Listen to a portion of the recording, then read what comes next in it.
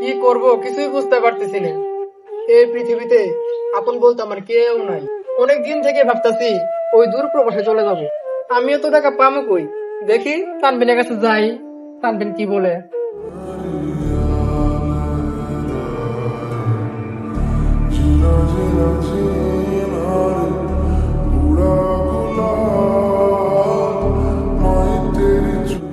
কি রে, তোর মন খারাপ কে? মন খাপ থাক কইরে তো বন্ধু, টাকা পয়সা নাই, জানোই তো আমার অবস্থা তেমন ভালো না।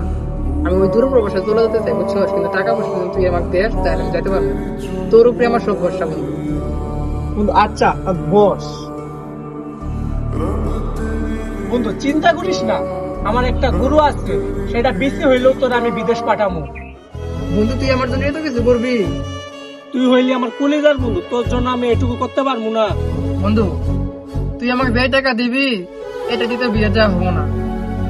এটা যদি হবো না, এটা যদি না হলে আর কি, তোর শান্ত সিয়ামেক ধরে গেছে, ওর কাছে কিছু টাকা যদি পাওয়া যায়। চল যাই।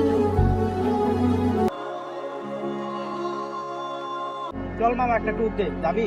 হ্যাঁ চল কক্সে যাই। চল যেহেতু ট্যুর দিবি চল তাহলে তানভীর আর সৌরভকে ডাক দিয়ে আনি। চলো মামা, তোর হ্যাঁ, কাছে যাই। হ্যাঁ, চল যাই।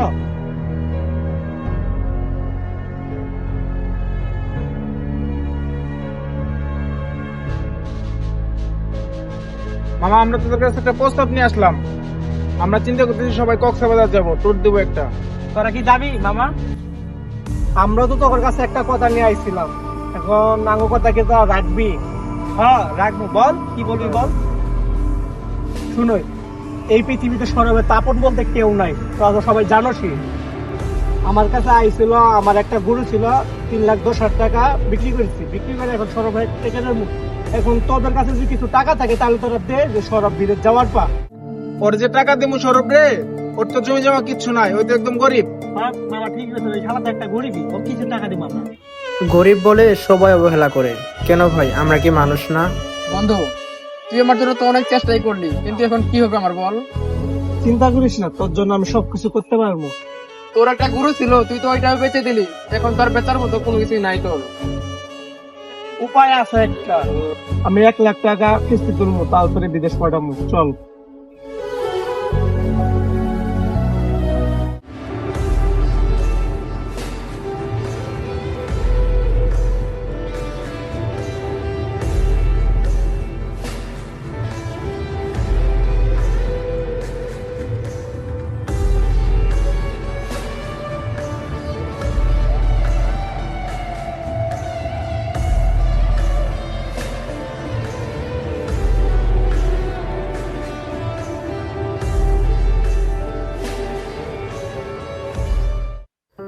আলহামদুলিল্লাহ, অনেক কষ্টে টাকাটা তুললাম, ধর নে।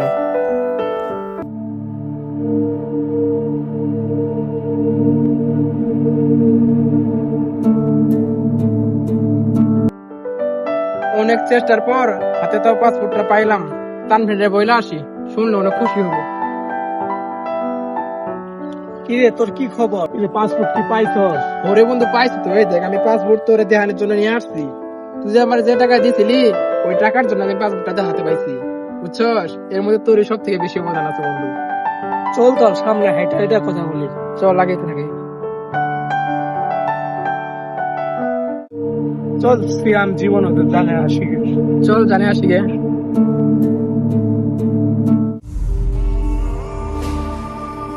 জীবন সিয়াম শুনোই, সৌরভ তো পাসপোর্ট পেয়ে গেছে বিদেশে যাওয়ার জন্য, তোরা ওর জন্য দোয়া করে দিস। সৌরভ পাসপোর্ট হাতে পাইছে, তুই কইলে কি বিশ্বাস করবো? গরিবের আবার বিদেশ যাওয়া, এলে ফাও কথা বাদ দিয়ে বাইর জায়গা তুই।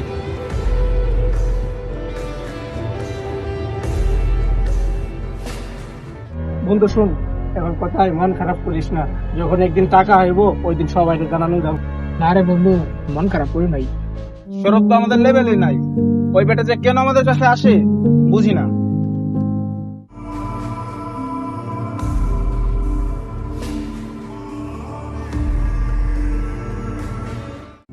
বন্ধু 17 তারিখে তো আমার ফ্লাইট, চলে যাবো তো এই প্রবাসে, কিন্তু তোর আমি অনেক মিস করবো রে বন্ধু। 5-6 বছর পরে তো আমার দেখা হবো, তুই তো আসবি আবার। ঠিক করছিস রে বন্ধু, কিন্তু এতদিন আমি কেমনে থাকবো চিন্তা করতেছি।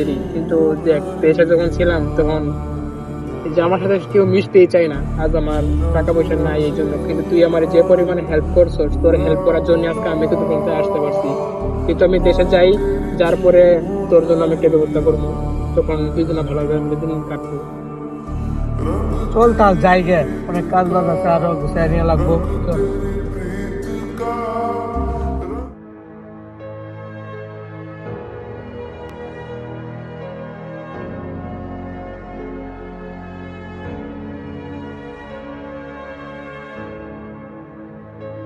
আচ্ছা সৌরভ, তুই ভালোভাবে যা, ঠিক আছে তোর জন্য সব সময় দোয়া আছে। দোয়া করিস।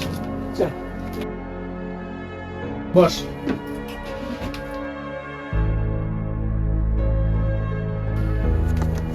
আচ্ছা সৌরভ, ভালোভাবে যাস, টাটা।